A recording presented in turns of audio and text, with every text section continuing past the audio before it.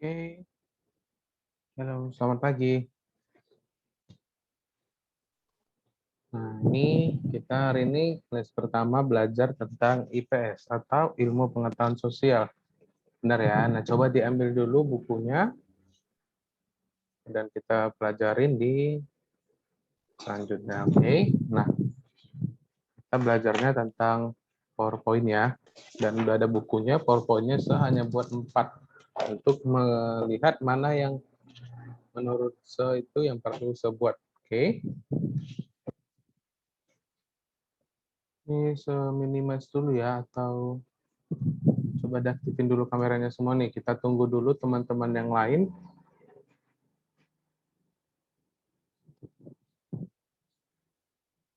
Sambil saya buka pelajarannya di minggu lalu dan sekarang.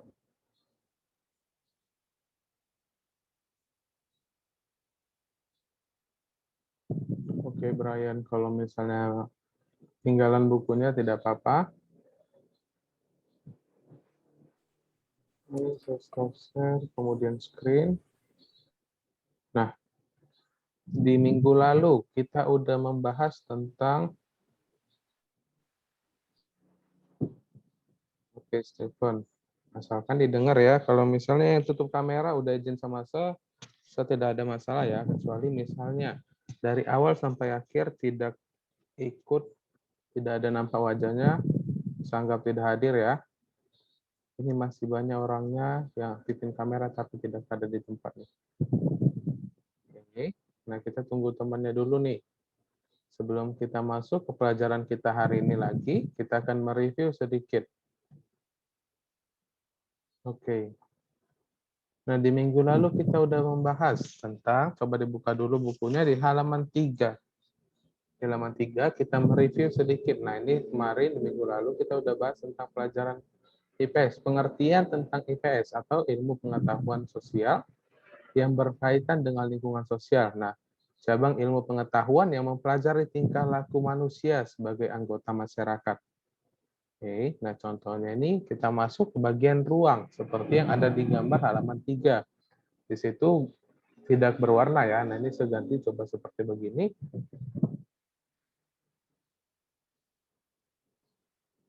Oke, clearin. Oke, ini selanjut lagi ya. Nah, kalau di halaman 3 gambarnya itu hitam putih. Nah, saya coba pakai jalan tol yang ada di Medan. Nah, kalau ke kiri itu Lubuk Pakam dan Tebing Tinggi. Kalau ke kanan Tanjung Merawa, Medan, Belawan. Nah, seperti di gambar itu, seperti yang ada di buku kita di halaman 3 ya.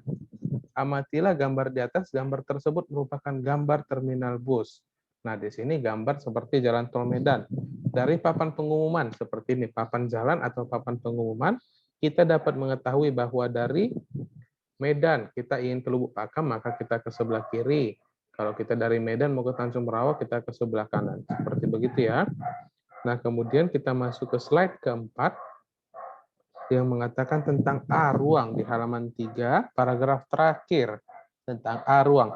Apa itu ruang? Menurut Undang-Undang Nomor 26 Tahun 2027. Nah, ini saya udah screenshot. Itu ada sekitar 30 nomor undang-undangnya, ada 30 undang-undang tentang ruang, penataan ruang. Oke, nah ini saya pilih 10 aja yang di awalnya. Kemudian kita masuk itu relief Candi Borobudur di halaman 4 ya. Di halaman 4, unsur-unsur alam antara lain mencakup sumber daya alam, sumber daya energi, tumbuh-tumbuhan, hewan, dan relief. Nah, relief ini udah kita kemarin bahas. Relief itu artinya adalah gambar yang ada di dalam patung. Oke, nah jadi gambar ini dia bergambar di dalam batu. Seperti begitu ya. Dan relief adalah seni pahat dan ukuran 3 dimensi yang biasanya dibuat di atas batu. Bentuk ukiran ini biasanya dijumpai pada bangunan candi, kuil, monumen, dan tempat bersejarah kuno. Oke, di Indonesia relief pada dinding Candi Borobudur merupakan salah satu contoh yang digunakan untuk menggambarkan kehidupan Sang Buddha dan ajar-ajarannya. Oke, nah ini ya bentuknya seperti begini. Oke, sampai sini kita mereview di minggu lalu. Ada yang mau ditanyain tidak? Nggak ada? Nah, Ini saya yang megang kelas 7D IPS. Nah, di 7A, B, C, itu yang megang itu namanya Sepiter. Nah, di tempat Sepiter mereka sudah masuk sampai di Geografis Indonesia halaman 6. Oke, nah ini kita percepat aja, maksudnya dipercepat bukan berarti kita lewatin.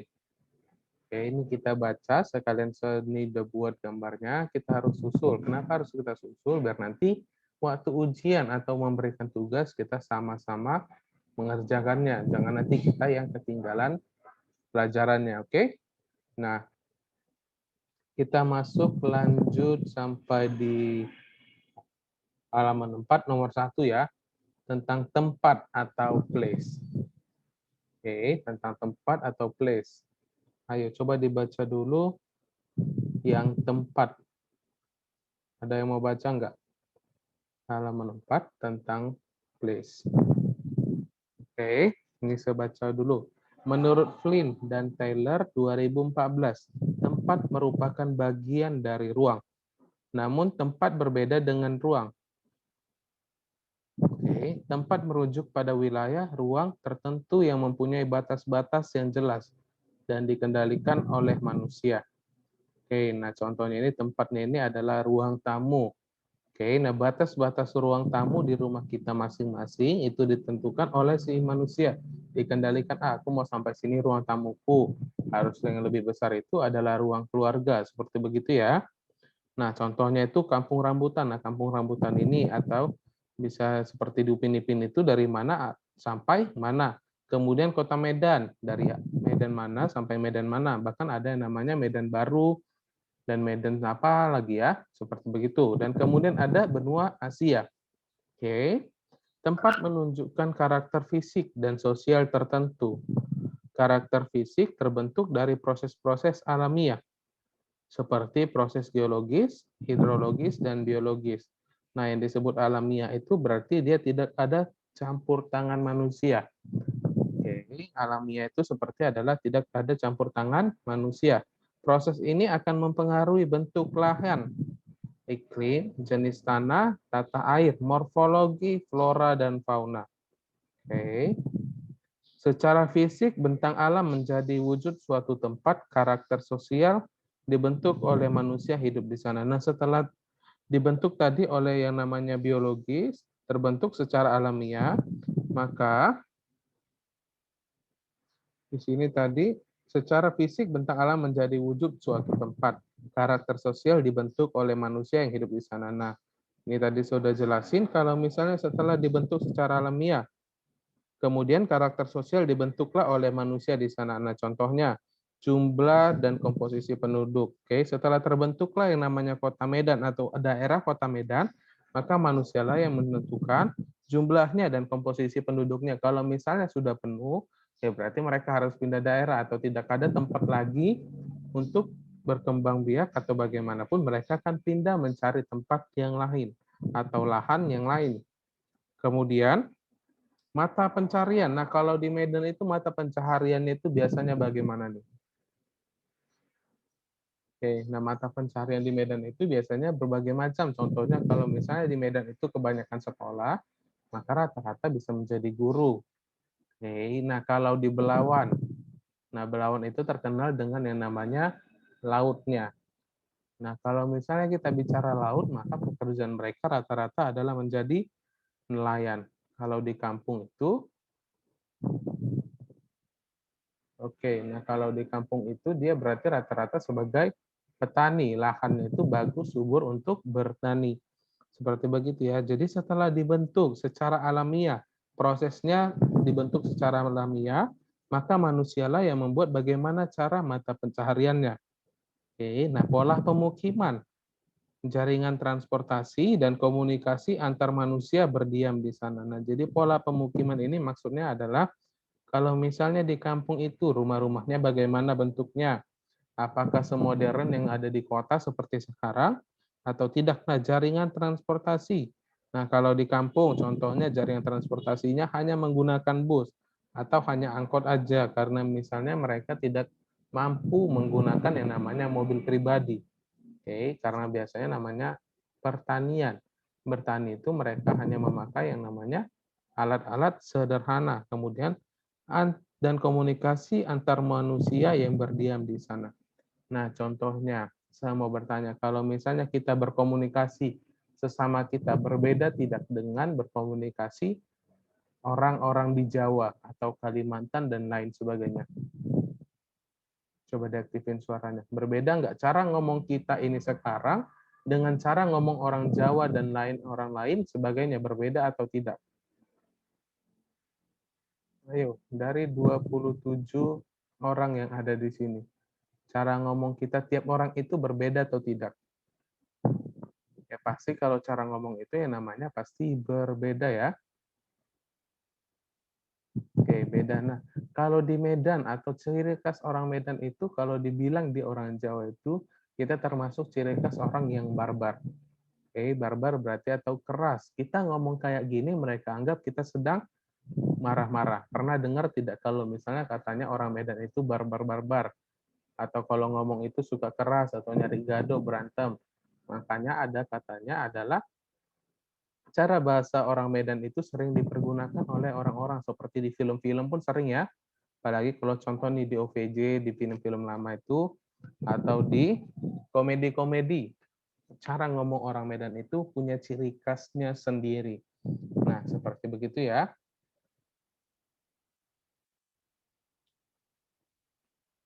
Oke, ini selanjut lagi.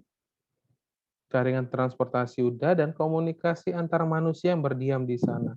Itulah sebabnya tempat menjadi lokasi yang unik dan istimewa. Contohnya, Jakarta merupakan suatu tempat, sementara itu kota merupakan suatu ruang. Ruang bersifat umum, sementara itu tempat sangat spesifik. Oke, nah kalau misalnya tadi di Jakarta itu merupakan suatu tempat yang sangat istimewa dan unik. Nah, yang istimewa di dalam Jakarta itu contohnya adalah Monas.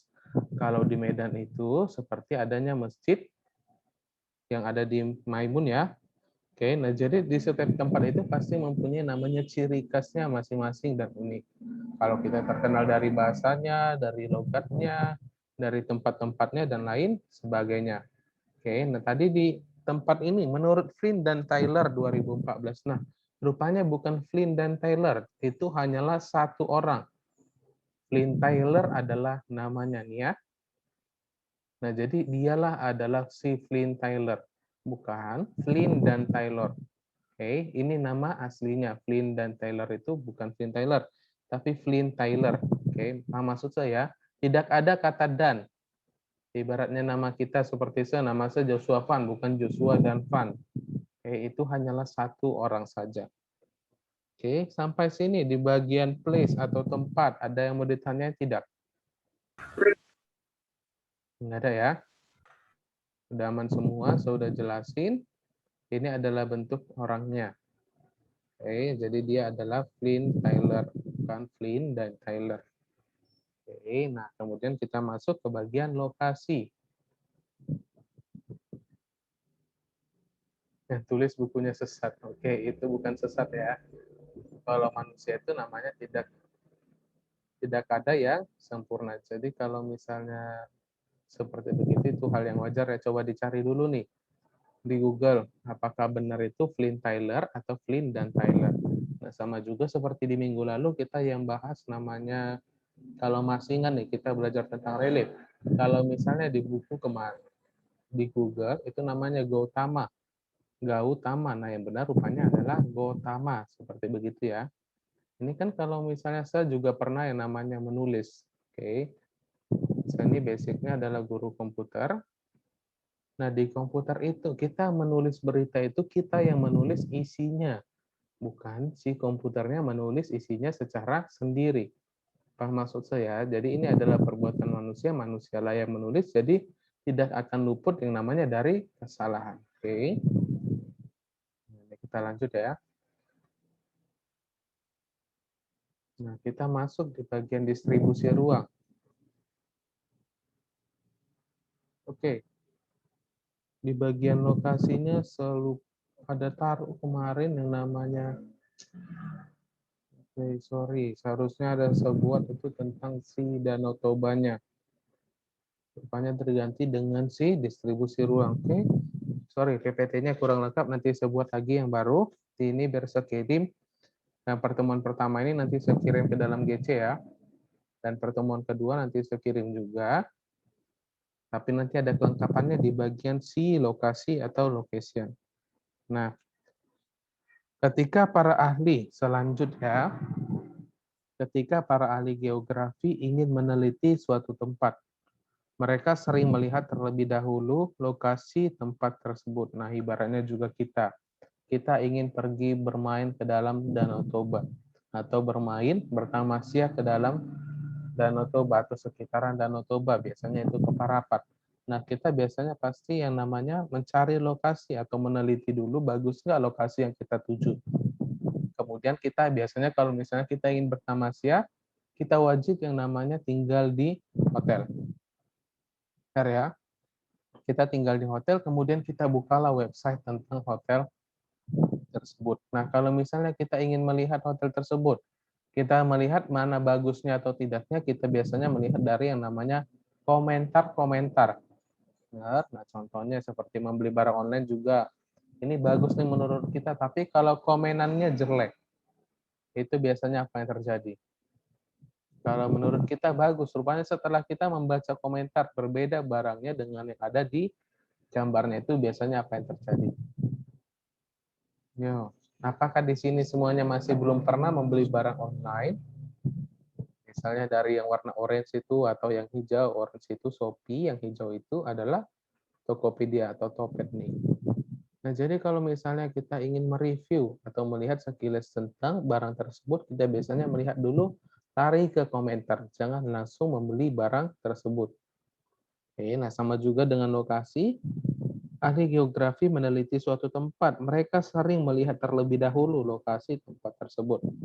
Nah, mereka datang dulu ke lokasinya untuk meneliti, bukan langsung ada hasilnya. Oke. Lokasi didefinisikan sebagai posisi sesuatu dalam ruang. Ada dua jenis lokasi, yaitu lokasi absolut dan lokasi relatif. Nah, di sini sudah ada kejelasannya.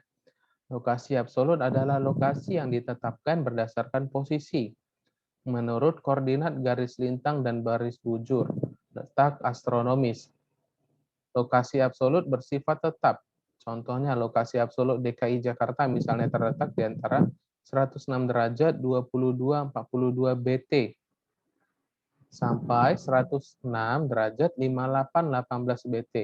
Nah, BT ini adalah bintang timur, oke, atau bentang timur, dan antara 5 derajat 19 derajat 12 lintang selatan dan 6 derajat 23-54 lintang selatan. Oke. Lokasi relatif ditetapkan dengan mengaitkannya dengan lokasi lain. Biasanya lokasi yang dikaitkan adalah lokasi yang cukup terkenal. Contohnya Lembah Bakara terletak di pinggiran Danau Toba. Nah, berarti dari sini kita lihat lokasi absolut itu berarti dia itu adalah mutlak. Mutlak itu maksudnya adalah yang bersifat tetap. Nah, jadi kalau misalnya pun berpindah ya lokasinya hanya di situ, tidak bisa diganggu gugat. Nah, kalau lokasi relatif itu ibaratnya kita ingin ke rumah makan. Oke. Ini kita masih di 8.19. Kenapa ini hanya tinggal 10 menit lagi? Oke, nah ini nanti. Saya harap coba nanti masuk lagi ya. Ketika kita keluar, coba langsung masuk kembali. Bisa ya? Bisa setelah langsung masuk kembali supaya kita lanjutin pelajarannya supaya tidak tertinggal dengan kelas yang lain. Kita sempat seminggu itu hari Senin kemarin tidak masuk ya di les pertama atau di hari pertama di tanggal 12 dan kelas lain itu masuk karena tidak di hari Seninnya. Oke, nah ini saya tadi udah bahas lokasi absolut, lokasi yang bersifat tetap. Nah, kalau lokasi relatif contohnya kita ingin ke rumah makan Padang contohnya atau Minang. Nah, tempat strategis itu rupanya rumah makan ini terdapat di samping Center Point atau di samping Carrefour lama atau Carrefour besar ya yang biasa kita sebut. Nah, itu seperti adalah lokasi relatifnya di mana tempat-tempat yang terkenal itu disitulah coba kita bilang bagi orang yang tidak tahu. Nah, sekolah Medan Mulia itu ada yang banyak yang tidak tahu di mana sekolah kita. Lokasi sekolah kita. Nah, biasanya kita ingin menyebutkan lokasi kita. Tempat apa yang biasanya kita bilang supaya orang-orang tahu? Ayo, tempat lokasi kita itu relatif. Tadi di sini contohnya, mengaitkannya dengan lokasi lain. Contohnya biasanya lokasi yang dikaitkan adalah lokasi yang cukup terkenal. Lembah Bakara terletak di pinggiran Danau Toba. Nah, kalau misalnya saya tanya, banyak yang tidak tahu tentang sekolah kita Medan Mulia. Nah, kalau misalnya mereka tidak tahu, kita ingin menempatkannya dengan lokasi apa nih yang cukup terkenal di daerah. Dan tahu ya, coba disebutin dulu. Oke, benar ya. Nah, biasanya kalau misalnya orang tidak tahu di mana letak sekolah kita menyebutnya lokasi kami ini dekat dengan Manhattan. Nah, oke, dekat dengan Manhattan. Nah, kalau misalnya dibilang Manhattan sebelah kiri, lokasi tempat sekolah kami ini berada di sebelah kanan. Oke, seperti begitu ya. Nah, sampai sini di bagian tempat dan lokasi, ada yang mau ditanyain tidak? Tidak ada ya. Saya jelasinnya udah cukup jelas juga, dan ini di buku juga udah banyak penjelasannya. Oke, kemudian kita masuk di bagian distribusi ruang atau spatial distribution. Oke, kita lanjut. Distribusi ruang disebut juga dengan sebagai sebaran ruang. Distribusi ruang merupakan keberulangan suatu sistem atau kenampakan di suatu lokasi. Distribusi ruang mengacu pada luasnya wilayah atau daerah di mana fenomena alam terjadi. Oke.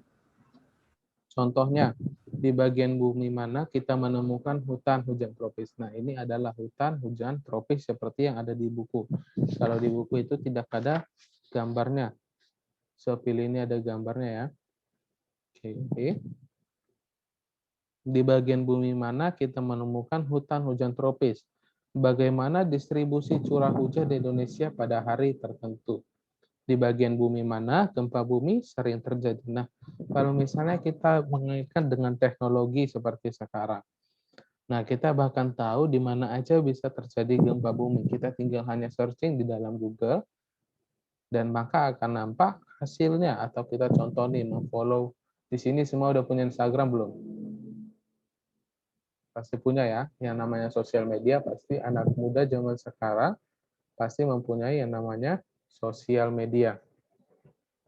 Nah, kalau misalnya namanya sosial media, kita memfollow, kalau misalnya orang Medan itu biasanya ingin tahu tentang kota Medan, itu memfollow atau mengikuti yang namanya Medan Talk.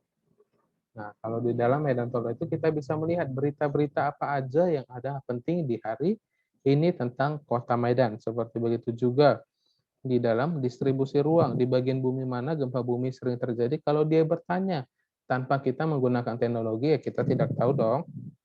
Nah, tetapi kalau kita menggunakan teknologi, kita pasti tahu gempa bumi terjadi di sini nih, berapa skala Richter. Oke. Sebaran fenomena seperti gempa bumi dan banjir dapat diidentifikasi, diukur, dan ditunjukkan dengan peta. Nah, biasanya ditunjukkan dengan peta itu lokasinya di mana, terus di titik lokasi awalnya gempa itu di bagian mana. Oke. Ini seperbesar aja ya. Ini seperbesar, tapi kita fokusnya ke dalam buku aja ya. Nah, sebaran fenomena ini membentuk pola dan ruang. Pola ruang merupakan pola sebaran fenomena tertentu di permukaan bumi. Pola ruang dapat dilihat dari susunan ruang dengan menganalisis titik-titik sebaran, keseragaman, lokasi, dan kerapatan fenomena. Nah, sama juga seperti terjadinya tsunami. Awalnya tsunami itu di bagian mana? Nah, contohnya, atau tadi seperti puting beliung di luar negeri itu sering ya, atau angin topan dan lain sebagainya. Itu titiknya berasal dari mana? Dari hewan mana dan lain sebagainya. Nah, fenomenanya terjadi gara-gara apa? Nah, tiba-tiba dari hawa panas kemudian ada munculnya namanya datang angin kencang, maka terciptalah angin topan. Seperti begitu ya. Nah, distribusi ruang di permukaan bumi bersifat dinamis. Dinamikanya tidak terlepas dari proses yang terjadi. Contohnya, bentang alam yang ada di antara lain merupakan hasil dari proses pelapukan. Distribusi curah hujan merupakan hasil dari proses seperti penguapan dan transpirasi. Nah, kalau namanya penguapan ini kita sudah belajar yang di biologi atau IPA di kelas 6. Ada yang bisa jelasin sama saya? Contohnya, hujan terjadi karena proses penguapan. Nah, penguapan ini bagaimana yang terjadi? Ayo coba. Menguap. Itu biasanya adalah kata-katanya. Ada yang tahu nggak apa arti menguap? Kenapa bisa terjadi hujan? Karena ada penguapan. Nah, ini saya rasa ini semua udah pada tahu ya. Jadi kalau hujan itu, nah jadi contoh air danau itu menguap karena panasnya terik matahari, air itu menguap menjadi udara atau embun-embun yang ada di langit. Nah, karena sudah penuh di langit, maka dia akan ditumpahkan kembali. Seperti begitu prosesnya berulang-ulang. Oke. Distribusi pemukiman manusia antara lain dibentuk oleh proses komunikasi, transportasi, dan migrasi. Nah, kalau komunikasi seperti sekarang, kita berbicara, kemudian transportasi. Tadi sudah jelasin contohnya itu seperti kita ingin berpindah tempat dari satu tempat ke yang lain. Nah, migrasi juga sama, kita berpindah tempat. Oke, sampai sini di bagian distribusi ruang. Ada yang mau ditanya tidak? Wah, waktu kita tinggal 2 menit lagi. Seharusnya kita selesai di 8.40. Oke, kita kurang 11 menit lagi. Nanti seharap masuk ya. Karena kita belum absen. Nanti kita absen di selanjutnya atau di Zoom selanjutnya. Ini ketika sudah keluar, langsung masuk kembali. Kita absen di situ dan kita lanjutkan pelajarannya.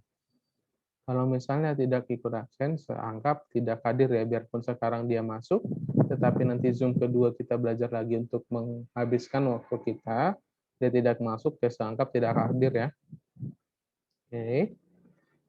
Nah, distribusi ruang atau spasial distribusikan ini adalah contoh hujan tropis. Hutan hujan tropis adalah bioma berupa hutan yang selalu basah atau lembab yang dapat ditemui di wilayah sekitar Khatulistiwa, yakni kurang lebih pada lintang 0 derajat sampai 10 derajat ke utara dan ke selatan garis Khatulistiwa. Hutan hujan tropis bisa juga diartikan sebagai hutan yang terletak di daerah tropis yang memiliki curah hujan tinggi. Maka dari itu disebut hutan hujan tropis. Nah, disebut hujan itu, hutan hujan berarti dia sering hujan di situ. Oke, dan biasanya memiliki curah hujan yang tinggi. Itulah disebut mengapa menjadi hutan hujan tropis. Nah, kita udah membahas semua tentang bagian si ruang. Bagian ruang kita udah membahas tentang tempat, lokasi, distribusi. Ada yang mau ditanyain tidak sebelum kita masuk di bagian B? Kita ini di bagian B kita akan masuk di selanjutnya ya, di Zoom selanjutnya. Apakah ada yang mau ditanya tentang pelajarannya di bagian A itu tentang ruang nggak? Semuanya udah paham? Nah, coba aktifin dulu, unmute dulu suara untuk kita tinggal 1 menit lagi nih. Paham semua ya? Ini masih pagi. Saya aja udah mandi nih, banyak dari saya lihat ini pada nggak fokus pelajarannya.